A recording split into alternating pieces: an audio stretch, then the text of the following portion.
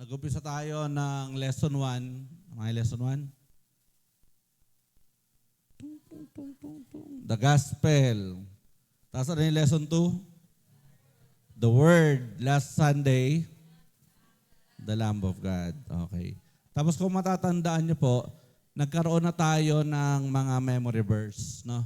So ang una nating memory verse ay yung John 1:1. In the beginning was the Word, and the Word was with God, and the Word was God. Ang memory verse natin today ay John 1:29. Sino ang pinakamabilis mag-recite? Punta ka niyo sa harapan. May 100 sa akin. Dali, John 1:29. The next morning, John saw Jesus coming to him, and he said, "Behold, the Lamb of God who takes away the sins of the world." O, kayo, sino? Takbo, dito, bilis. O, dali, kompleto ha. Kompleto. Juan 1:29. At nang kinabukasan ay nakita nga ni Juan si Jesus na lumalapit sa kanya at sinabi, "Narito ang kordero ng Diyos na nag-aalis ng kasalanan ng sanglibutan." Juan 1:29.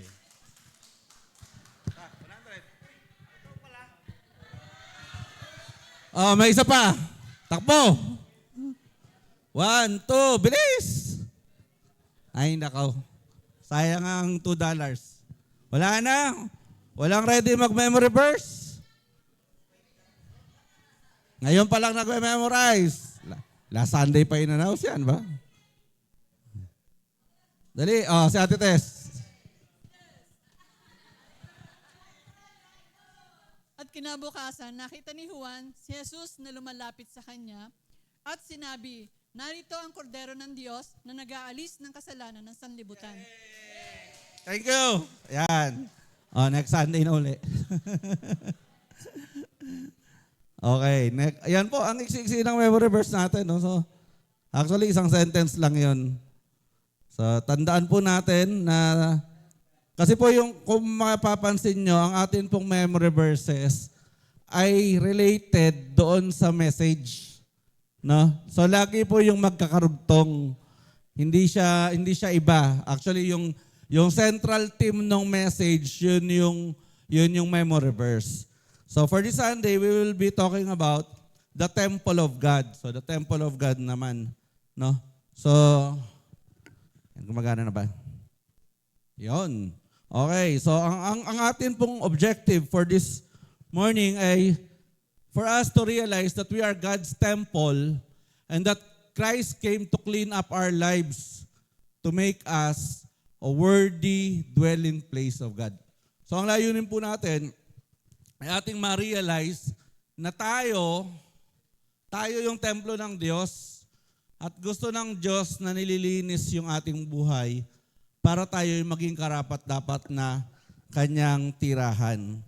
Diba? Naalala niyo yung kantang, yung banal mong tahanan. No? Diba? Loobin mong ang buhay ko'y maging banal mong tahanan. So yun po yung ating objective.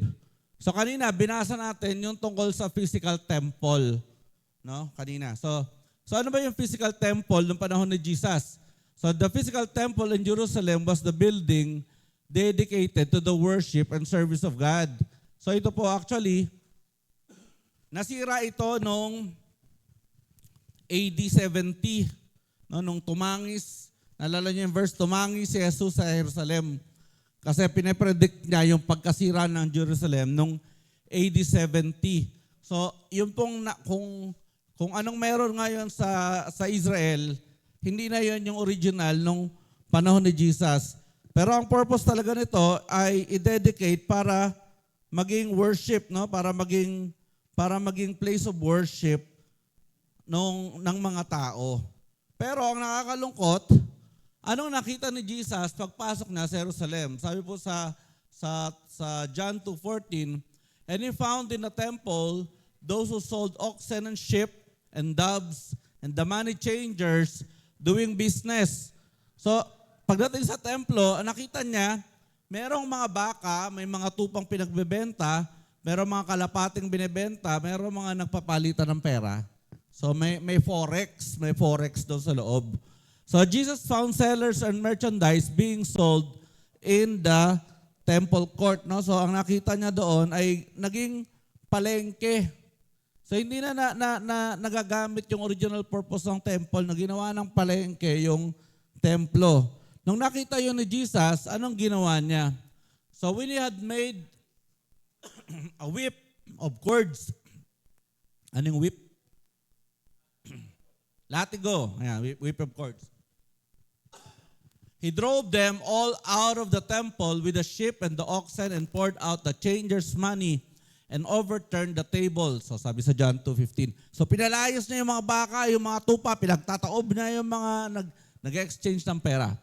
So Jesus threw out the temple court, the sellers, and their merchandise. No, talagang nagalit siya. Nilinis niya. Kasi sabi niya, hindi naman yan yung purpose ng temple. Ang purpose nga ng temple ay para magkaroon ng lugar kung saan sasamba sa Diyos. And he said to those who sold doves, take these things away. Do not make my Father's house a house of merchandise. So, huwag niyong gawing palengke ang bahay ng aking Ama. So the temple was dedicated for the worship and service of God alone.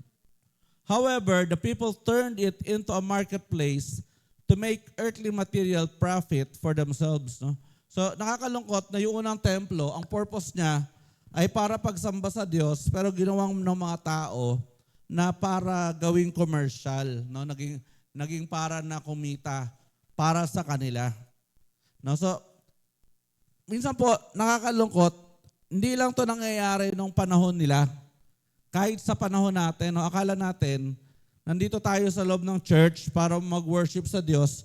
Pero kaya lang, minsan daming tao, mayroong mga ibang purpose. At yung purpose nila, minsan, hindi na nagiging sideline, kundi nagiging mainline na. No? So yung iba, naghahanap ng downlines, pupunta sa church, no? Meron ako ditong pyramiding scheme, maghahanap ako ng downline. So yung iba naghahanap ng bebentahan. So yung iba naghahanap ng makukuha. No? So ang daming ganon. So merong ginawa pong poem si Reverend J.S. Boyer. Yan. Okay. So 2 page to, sabay-sabay. Maging manunula muna tayo ngayon. Ayan. Sabi dito, ang title ng kanyang poem ay Some Go to Church. Some Go to Church. Okay? Sabay-sabay tayo. 1, 2, 3. Some go to church just for a walk. Some go to stare and laugh and talk. Some go there to meet a friend. Some their idle time to spend. Some for general observation. Some for private speculation. Some to seek or find a lover. Some a courtship to discover. Some go there to use their eyes and newest fashions criticize. Some to show their own smart dress. Some their neighbors to assess. Some to scan a robe or bonnet. Some to price the trimming on it. Some to learn the latest news. Yan, may page 2 pa po yan. Okay, 1, 2, 3. That friends at home they may amuse. Some to gossip false and true, safe within the sheltering pew. Some go there to please the squire, some his daughter to admire. Some the person go to fawn, some to lunch and some to yawn. Some to claim the parish doles, some for bread and some for coals. Some because it's thought genteel, some to vaunt their pious seal. Some to show how sweet they sing, some how loud their voices ring. Some the preacher go to hear, his style of voice to praise or jeer. Some to their sins to vanish, some to sit and doze and nod, but few to kneel and worship God. Sa nahaba-haba ng poem, yung para sumamba sa Diyos, isang linya lang. No? So, pero ang daming ang daming reason. By the way, wala na pong laser. Ayun, meron ulit. Yan, wala na siya. Malapit ng Ang dami-daming reason. No? Sabi diyan, yung iba daw nagpupunta lang para maghanap ng liligawan. 'Di ba? Yung iba naghahanap ng liligawan, yung iba para magpaligaw, yung iba para mag-fashion show, yung iba para mag-chismis, yung iba para mag-exercise, no? Pero ang nakakalungkot doon, out of these 2 pages, yun lang ang napupunta. To kneel and worship God. Yun lang. So, kagaya nung unang panahon, kagaya ng panahon ni Jesus, dapat po ayusin natin yung ating purpose. Bakit ba tayo nagpupunta sa church? No, ano bang purpose natin? Ano bang purpose natin? Bakit tayo nasa loob ng simbahan ng Panginoon? So, napaka-importante po 'yon. Ngayon, nung panahon na 'yon, nandun yung temple, physical temple. Ngayon po, yung ating katawan, yan po yung spiritual temple. Now, sabi po sa 1 Corinthians 6:19-20, or do you not know that your body is the temple of the Holy Spirit, who is in you, whom you have from God, and you are not your own? For you were bought with a price, therefore glorify God in your body and in your spirit, which are God. So ano pong ibig sabihin yan? So tingnan natin. Ayan. So what is the purpose? What is God's purpose for our body? So God intended our body to serve as His temple. So ang purpose daw ng katawan natin ay para maging templo ng Diyos. By the way, tandaan po natin, bawat isa sa atin, isa lang ang katawan. Tama? So pag yan nasira, wala na. Diba? So ang dali-daling pabayaan, pero pag nasira yan, wala na. So the purpose of our body is to serve as God's temple. And who is supposed to live in our body? Sino daw dapat ang naninirahan sa ating katawan? Yan, walang iba kundi ang banal na Espiritu. So ano ang dapat nating gawin? Ang dapat nating gawin ay syempre, kagaya ng ginawa ni Jesus sa physical temple, we should clean our temple. We should clean our temple. Our body is a temple of God and God wants to live in us. Ang problema, ano bang nasa katawan natin? Ano bang nasa katawan natin? Sabi po sa Marcos 7:21-23, sapagkat sa puso ng tao nagmumula ang masamang pag-iisip na nagtutulak sa kanya na gumawa ng sexual na imoralidad, pagnanakaw, pagpatay, pangangalon niya, kasakiman at paggawa ng lahat ng uri ng kasamaan tulad ng pandaraya, kabastusan, inggitan, paninira sa kapwa, pagyayabang at kahangalan. Ang lahat ng kasamang ito ay nanggagaling sa puso ng tao at siyang nagpaparumi sa kanya. No? So, ito raw yung laman ng ating puso, ng ating pagkatao. In a similar way that Jesus cleaned up the temple in Jerusalem, even so, He wants to clean up our lives today. No, kagaya ng mga kasalanan binanggat kanina, gusto rin ni Jesus na linisin yung puso natin. Linisin yung pagkatao natin.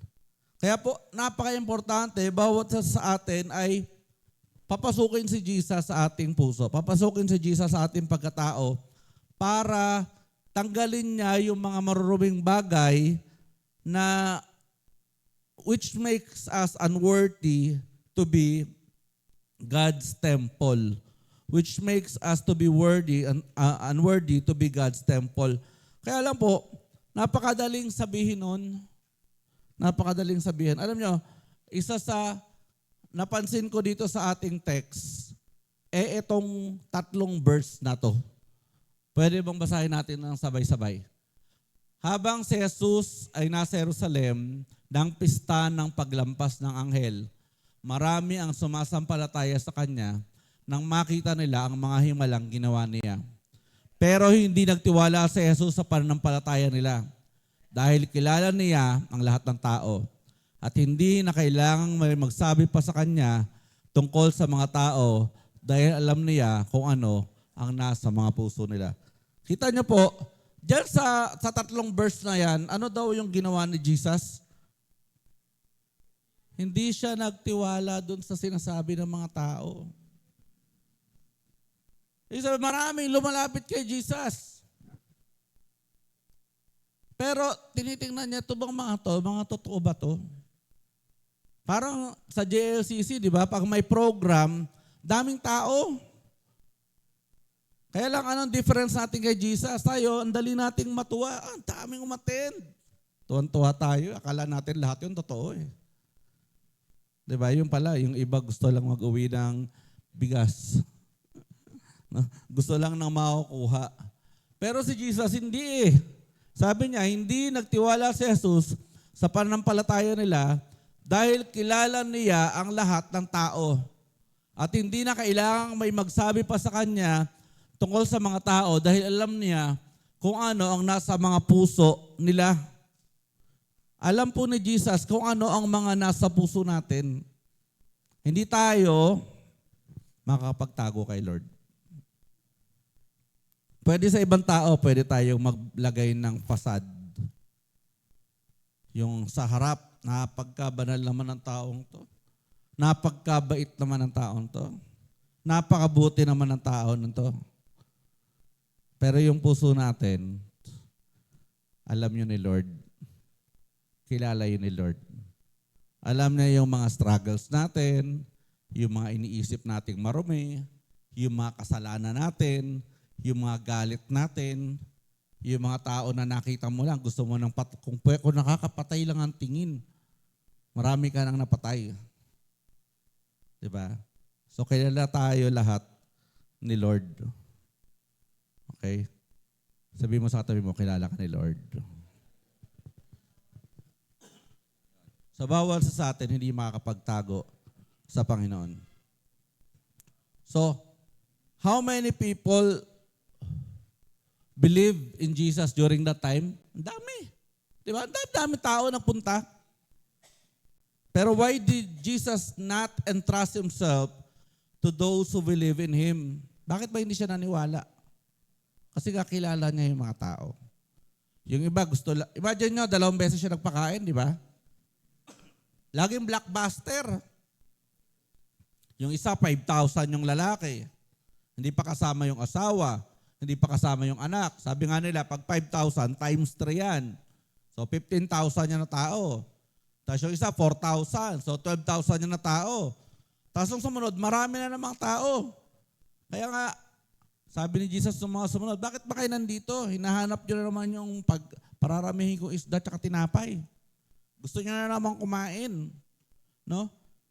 Alam ni Jesus kung sino yung totoo, sino yung hindi. You believe in Jesus, that is good, but the question is, does Jesus believe in you? Naniniwala ba talaga siya sa'yo? Naniniwala ba talaga siya na nagpalinis ka na sa dugo ni Jesus? So yun po yung napaka-importante. Bawat isa, siya sa atin, di ba, pag sa banal na hapunan, bawat isa, siya sa atin nating mabuti yung ating puso. Kasi alam ni Jesus yung totoo sa hindi. Alam ni Jesus kapag gusto lang natin maging religious. Pero yung pagbabago hindi naman nakikita sa ating puso. No? Ang gusto po ni Jesus yung totoong repentance eh. Ang gusto ng Panginoon yung totoong pagsisisi. Yung totoong pagtalikod sa kasalanan. Bakit ganon? Bakit ganon? So, basahin mo natin. Dito na tayo sa verse na to mapuputol. 1 Corinthians 6:9-11. Basahin po natin ng sabay-sabay. 1, 2, 3. Hindi nyo ba alam na hindi magmamana ng kaharian ng Diyos ang masama? Huwag kayong palilinlang sapagkat kailanmay hindi magmamana ng kaharian ng Diyos ang mga immoral, sumasamba sa Diyos-Diyosan, nangangalon niya, nakikipagrelasyon sa kapwa lalaki o babae, magnanakaw, sakim, lasenggo, mapanlait at mandarambong. Tindi yung dulo, no? Mandarambong. Ewan ko lang kung may mapupuntang sa taga DPWH. Mandarambo, ito yun eh. Plunder. Plunder yan sa English. No? Kasi kung yan lang, wala talaga. bagsak tayo sa lahat. Pero ano po sabi sa verse 11? Basahin natin verse 11. At ganyan nga ang ilan sa inyo noon. Ngunit ilinis na kayo sa inyong mga kasalanan at ibinukod na kayo ng Diyos para maging Kanya. Itinuring na kayong matuwid dahil sa Panginoong Jesucristo at sa Espiritu ng ating Diyos. Makita niyo po tong 9 and 10 sa katong 11. Sobrang laki ng difference ng estado nito. Kasi eto tayo, kahit hindi nyo aminin, eto tayo nung hindi pa tayo nasa nananampalataya kay Jesus. At eto na tayo, ngayong tayo ay nanampalataya na kay Jesus. Kaya nga kung ikaw ay tunay na Kristiyano, patunayan mo. Dapat nakikita sa buhay mo kasi si Jesus, sabi sa verse natin kanina, hindi naman siya agad-agad naniniwala. Alam ni Jesus, yung kanya, alam ni Jesus, yung mga nagbabalat kayo. Yung mga akala mo member ng church, yung pala ay iba palang iglesia ang kinaaniban. In ancient Greece, during the time of the Apostle Paul, pag sinabing ikaw ay taga-Korinto, ikaw ay nakatira sa Sin City. Ang equivalent niyan ngayon parang yung Bangkok. Di ba? Ngayon, ano bang meron sa Bangkok? Sa Thailand. Nandun ang sex change. Nandun lahat ng pwede mong gawin. Di ba? So, yung isang kaibigan ko na anak ng pastor, na hanggang ngayon siya pa rin yung alam kong pinakamagaling maggitara. Magmula nung elementary kami, hanggang ngayon siya pa rin yung pinakaalam kong pinakamagaling na maggitara. Pero hindi siya nagpastor eh. Wala rin siya sa praise and worship team. Nandun siya, tumutugtog sa banda sa Thailand. Nakakalungkot. Kasi ang galing-galing ng taong yon.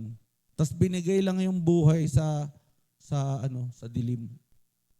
Yung tatay niya maaga namatay, natake sa puso. No? So, kung papaanong ganon, ano po yung, alam niyo yung City of Brotherly Love? Sa US. Ano yung City of Brotherly Love? Wala na akong 100. Mag-aantay kayong premyo. Ano ang City of Brotherly Love? Ano ang brotherly love sa Greek? Philadelphia. Ano nga ang God's love? Basta ang phileo ay brotherly love. Kaya ang City of Brotherly Love ay Philadelphia. Yung Philadelphia, sumikat yun dati. Kasi yan yung city na may pinakamaraming AIDS. Yan yun. Ngayon, nung panahon ng Roman Empire, eto yun, yung Corinth. No? Lahat ng kalaswaan, lahat ng kababuyan ginagawa dyan. Ito yung, naalala nyo yung ito yung verse na yung huwag kang kakain sa piyesta. Ang context nito, kasi pag kumain ka sa piyesta, yung pagkain na ihandog sa Diyos-Diyosan, hindi ho yun basta inihahandog sa Diyos-Diyosan, inihahandog yun sa templo. At doon sa templo, may mga sumasayaw na babae. Kunyari, si Sir Tom. Kunyari lang, Sir Tom. Kakain ka doon sa templong yon. Hindi ka basta-basta makakain doon. Bago ka makakain doon, makikipag-sex ka muna doon sa mga babaeng sumasayaw doon sa templo. Yun ang context nun. Sobrang dumi, sobrang dumi nung lifestyle ng Corinth.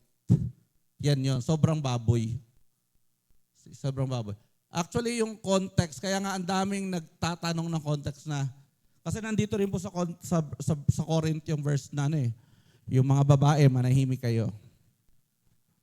Bakit ganon? Kasi ulitin ko, ang mga babae sa Corinth, yan yung may ingay, nagkasayaw. Yan po yung context nun. Kaya pag sinabing Corinth, talagang super dumi, super makasalanan, super gulo. Okay? Yan po yung verse kanina. Kita nyo? Ito yung verse kanina, 1 Corinthians, na ang mga taga-Korinto, ito yung pinapractice nila, panlilinlang, immoral, sumasamba sa Diyos-Diyosan, nangangalon niya, nakikipagrelasyon sa kapwa lalaki, babae, nagnanakaw, lakim sa kantenga, papalait. Ito po yun. Okay? Ngayon, in contrast, ano na tayo? Ito na tayo. Ibig sabihin, nung ikaw ma-born again, nung ikaw ay sumampalataya kay Jesus bilang Panginoon at tagapagligtas, ano sabi ni Pablo? Ganyan ang ilan sa inyo noon. Ngunit nilinis na kayo sa inyong mga kasalanan ngayon. At ibinukod na kayo ng Diyos para maging Kanya. Itinuturing na kayong matuwid dahil sa Panginoong Jesucristo at sa Espiritu ng ating Diyos. Okay? So yun po yun ganun po yung kaimportante. So, from 1 Corinthians 6:9-10, yun po yung mga kasalanan na tinukoy natin kanina. But according to 1 Corinthians 6:11, when the gospel of Christ came to Corinth, many of these sinners believed and were transformed. So ano pong mga nangyaring mga bagay ang nagganap nung sila ay na-transform? Una, they were washed. Ano yung washed? Hinugasan, no? Nilabhan. They were cleansed by the blood of Jesus Christ. So tayo, hindi lang sila, tayo rin. We were cleansed by the blood of Jesus Christ. Sabi sa 1 John 1:7, if we walk in the light as He is in the light, we have fellowship with one another, and the blood of Jesus Christ, His Son, cleanses us from all sin. So yung dugo ni Jesus, mas matindi pa sa pinakamahal na sunrocks na pwede mong mabili. Kasi hindi lang damit ang hinugasan, pati yung pagkatao. Pangalawa, they were sanctified. Ano po ibig sabihin sanctified? Sanctified, chosen out of the sinful world and set apart specially for God.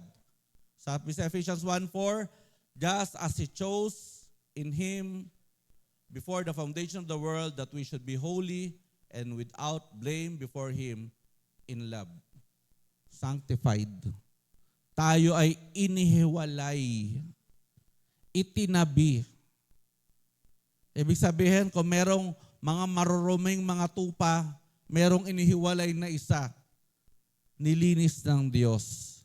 Inihiwalay at itinalaga. Kaya nga po tayo mga Kristiyano, dapat makita na tayo ay mga sanctified persons, sanctified believers. No, hindi yung tayo ay mga Kristiyano pero sa korupsyon, nandun din tayo. Tayo mga Kristiyano pero sa kalokohan, kasama rin nila tayo. Kasi kung gano'n, ano bang difference natin sa kanila?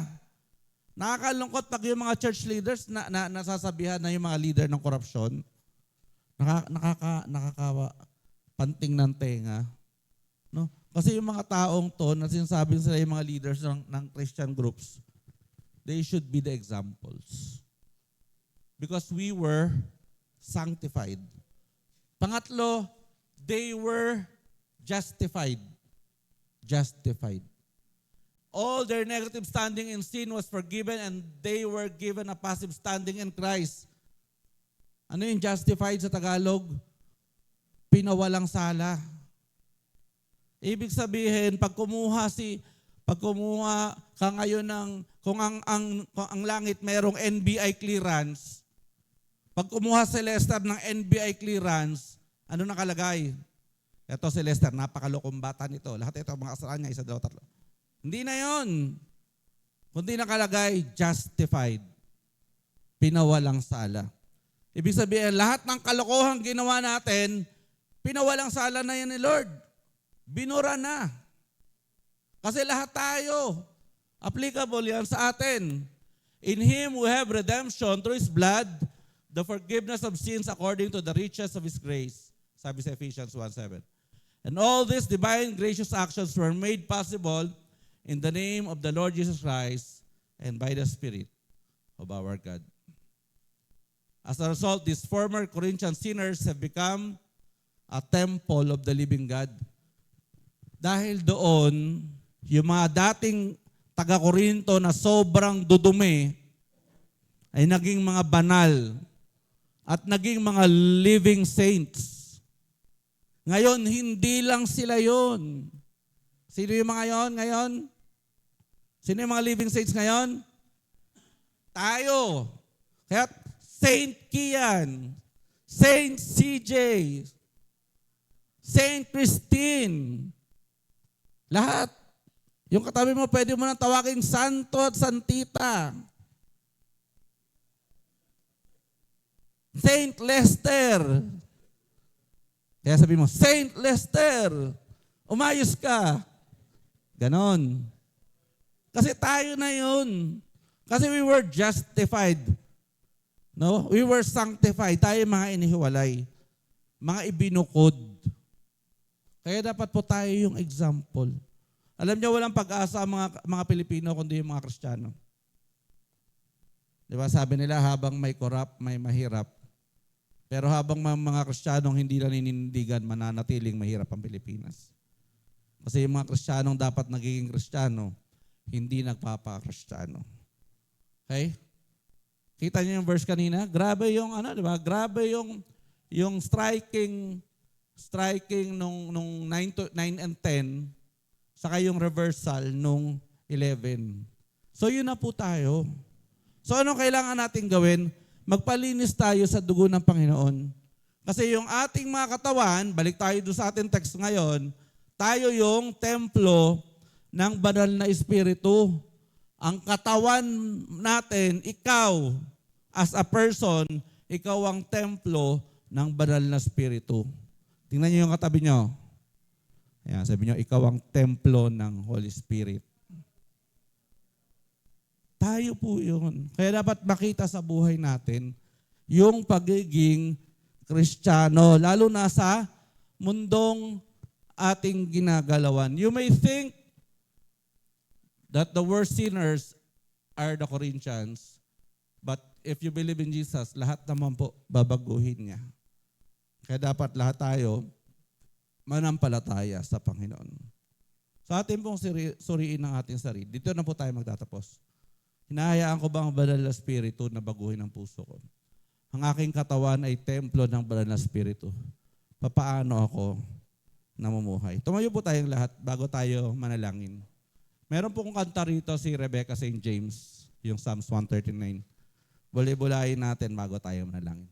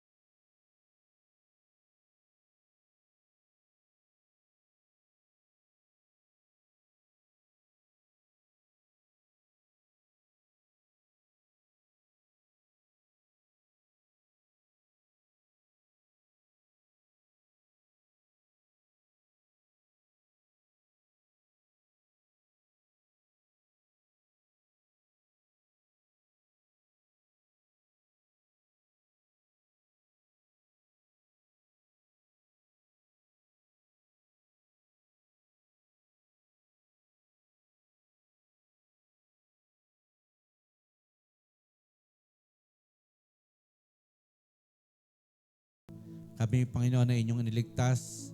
Kami, Panginoon, na inyong ibinukod. Kami, Panginoon, na inyong pinawalang sala. Salamat po.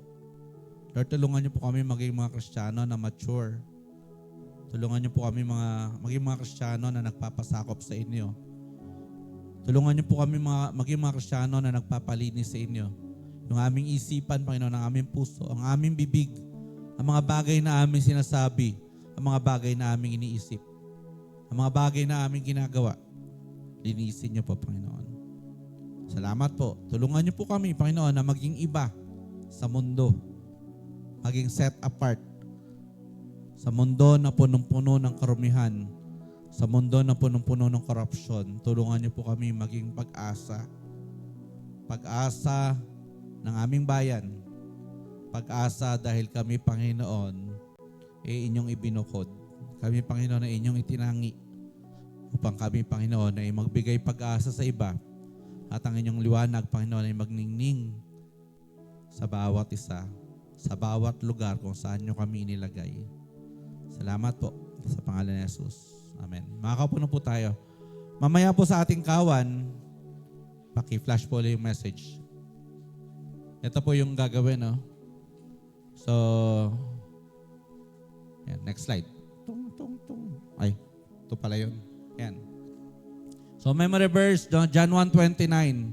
Bahala kayo kung mamigay kayo. Namigay na ako. John 1:29, memory verse. Tapos talatang isinabuhay, yung binahagi last time. Tapos talatang isa sa buhay, yung galing sa journal. Tapos ito po yung assignment. Journal natin, Luke 6-12. At next Sunday, ang memory verse ay 1 Corinthians 6:19.